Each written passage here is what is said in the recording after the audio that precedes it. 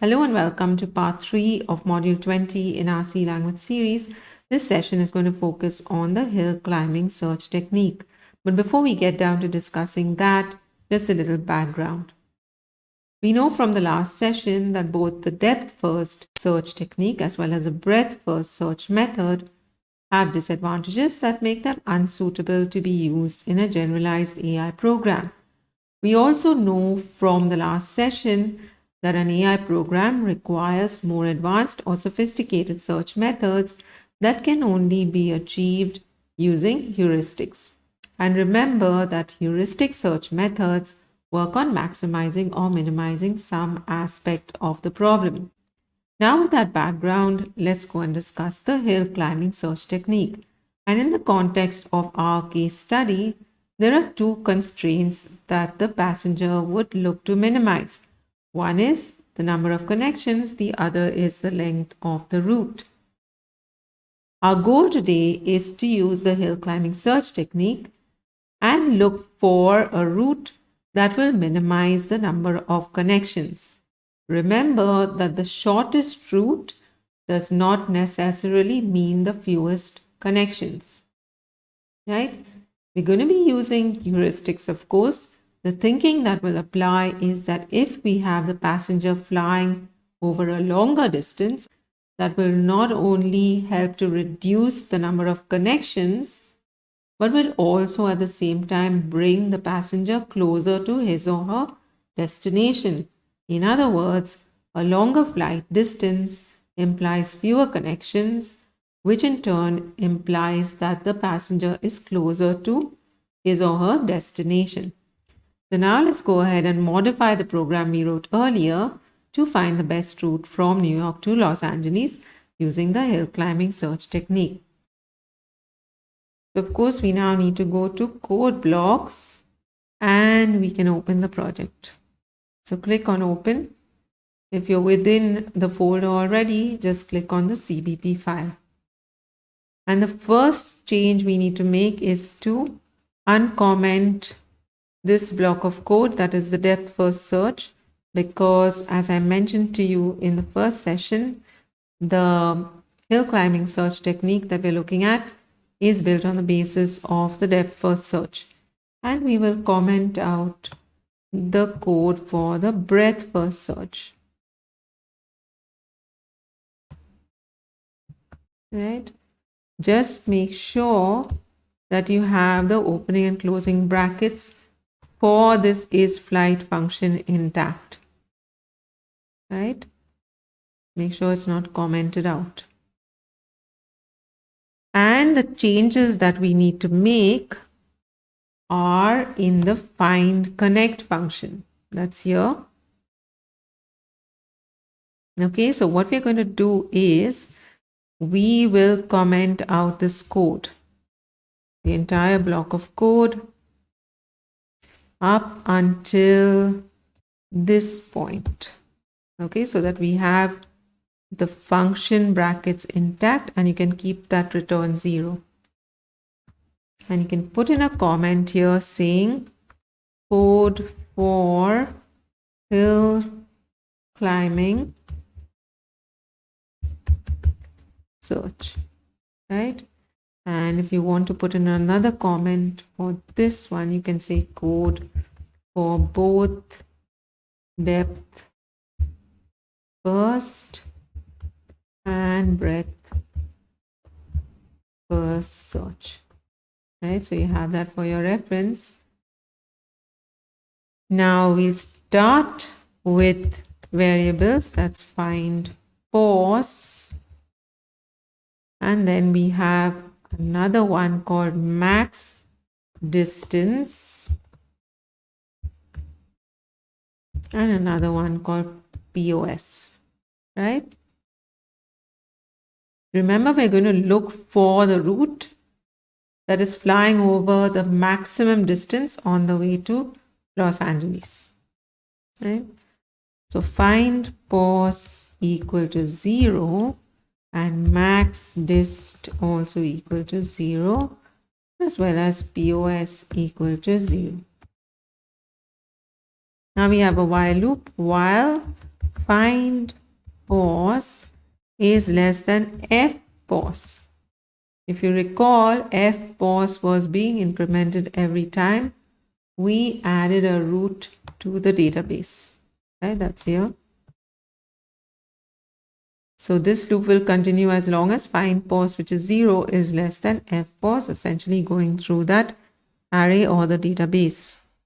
We use the string compare, so if not strcmp, and we're looking for flight air at position indicated by find pos dot from matching with from, right?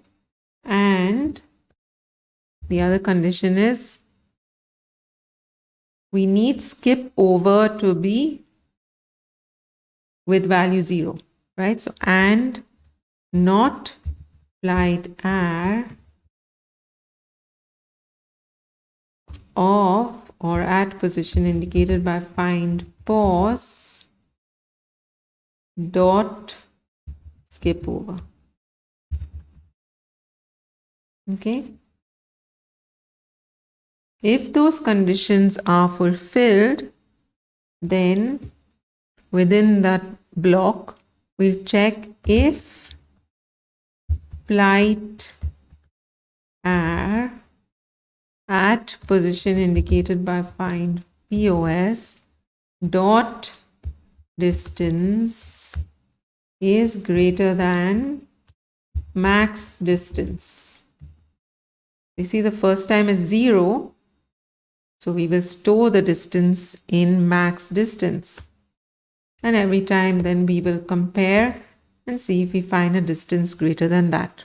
And accordingly then store that one.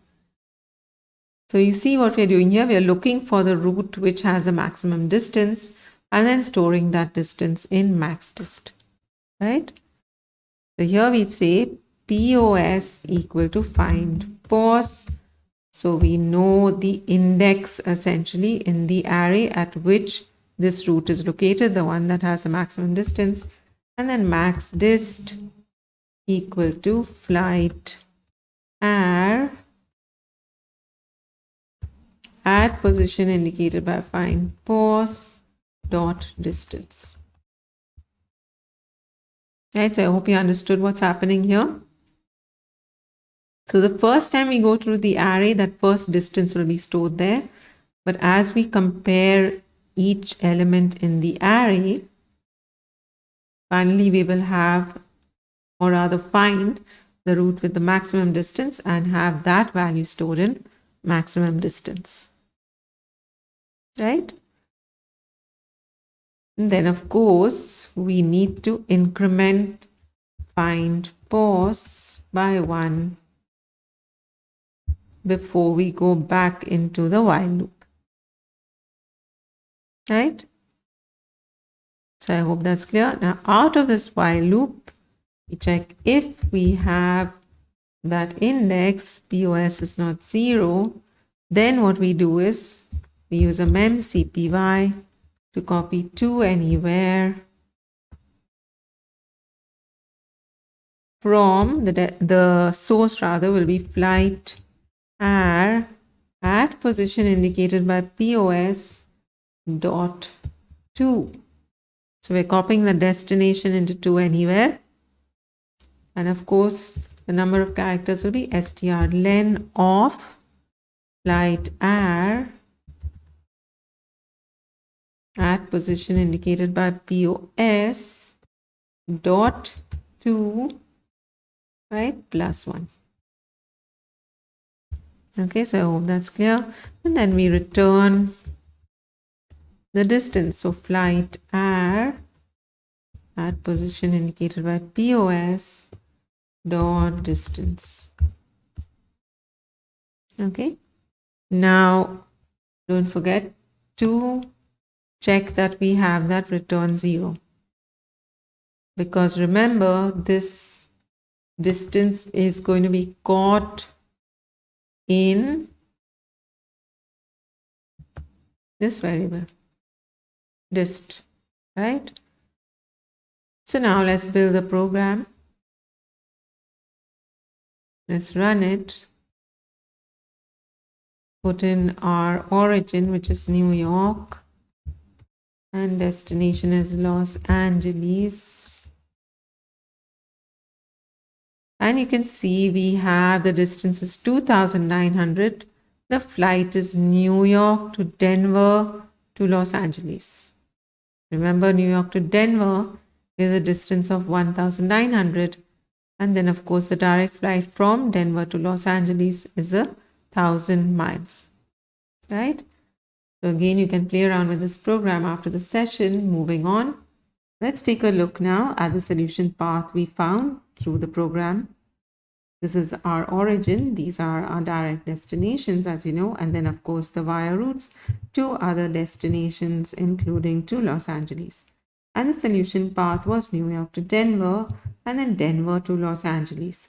And if we take a look at the routes, we can see that indeed it is the New York to Denver route, which allows for the passenger to fly the longest distance.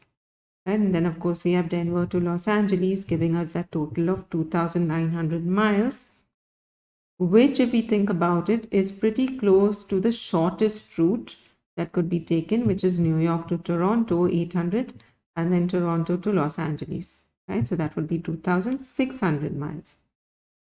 But what if we didn't have this route? What if the airline wasn't flying Denver to Los Angeles? Then what route would we take?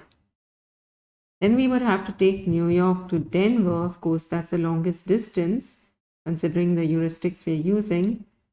And then Denver to Houston and Houston to Los Angeles. But that would mean the passenger flying 4,900 miles, right? And if we look at the tree now, this would be the solution path, which means that we would have to take the passenger New York to Denver and then Denver to Houston. There will be backtracking involved here. In that process, we are actually taking the passenger away from their destination instead of closer to the destination, right? And this, in artificial intelligence terms, is what is known as climbing a false peak. And the term false peak is a mountaineering term.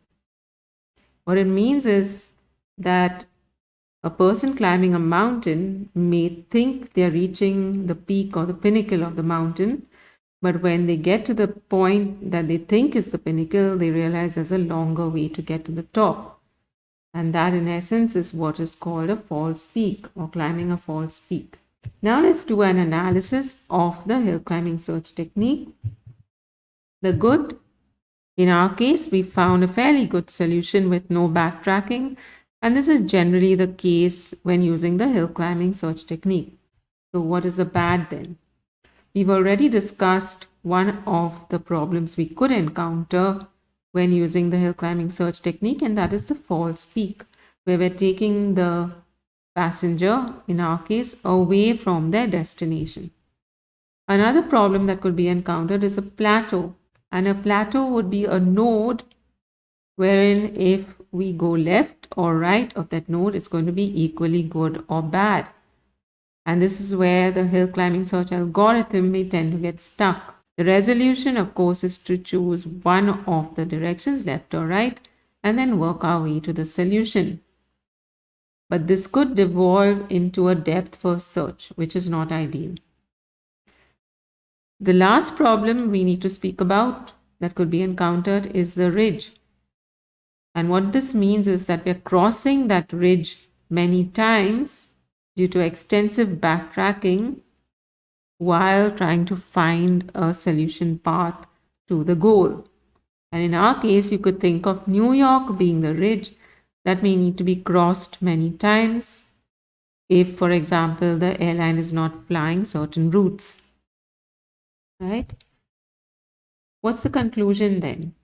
Despite all these problems that could be encountered, the hill climbing search technique does provide a close to optimal solution.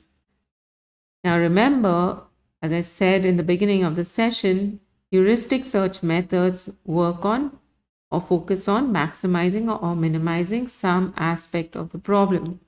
right? And we looked at the two constraints that the passenger would look to minimize. We, of course, have achieved our goal of minimizing the number of connections using the hill climbing search. So, this ends our discussion on the hill climbing search technique. In the next session, we'll talk about the least cost search technique. Till then, take care, stay safe. Bye.